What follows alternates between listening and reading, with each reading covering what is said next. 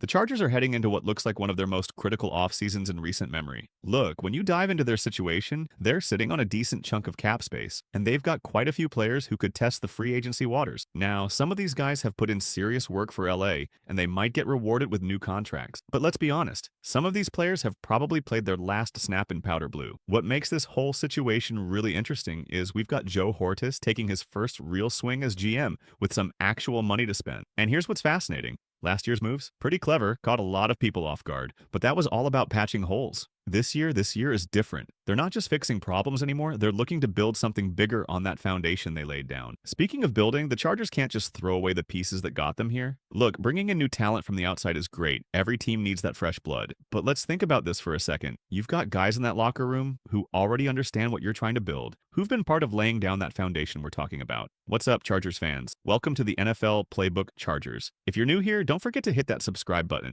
This channel is all about breaking down everything you need to know about the Bolts. Let's talk about J.K. Dobbins for a minute, because what we saw from him in 2024 was exactly what high-level running back play looks like. This guy turned out to be one of those signings that makes everyone in the front office look smart. We're talking about a player who was basically a lottery ticket, and he hit big time. The offense just moved differently when Dobbins was in the backfield. The numbers back it up too. 905 yards on 195, carries across 13 games, 9 touchdowns on the ground. But it's not just about the stats. What really jumped out to me was how he changed the whole dynamic of that offense. When Dobbins was on the field, defenses had to respect that run game. And in today's NFL, when you can make defenses think twice about selling out against the pass, that's when you're cooking with gas. Let me tell you something.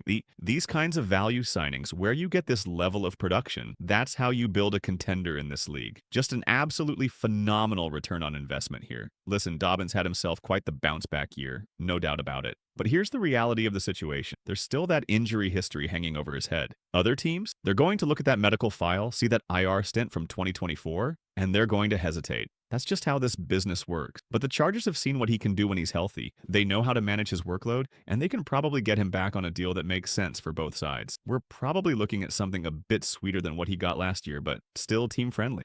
In 2024, we saw a major shift in the Chargers' defense. When you go from being ranked 24th to becoming the best scoring defense in the league, that's not just improvement, that's a complete transformation. Jesse Minter came in and flipped this unit on its head, and the results spoke for themselves. But let me tell you about a guy who didn't get nearly enough credit. Poona Ford. Look, everyone knows about Derwin James and those rookie corners. Tarheeb Still and Cam Hart got plenty of attention, and rightfully so. But Ford? This guy was out there in the trenches doing the dirty work that doesn't show up in the highlight reels. And you want to know what makes a great defense tick? It's guys like Ford who show up every single day, handle their business, and don't care about making headlines. That's what a nose tackle's job is all about. Eating up blocks, controlling the middle, making everyone else's job easier. And Ford? He did it without making a fuss, without demanding the spotlight. In this league, everyone loves talking about the flashy plays and big names, but it's these kinds of players, these unsung heroes, who really make a defense special. They're the foundation that everything else is built on. Speaking of run defense, you really can't overstate what Ford brought to the table. When you watch the tape from last season, it's night and day compared to what we've seen from the Chargers in recent years. This guy was out there consistently clogging those running lanes,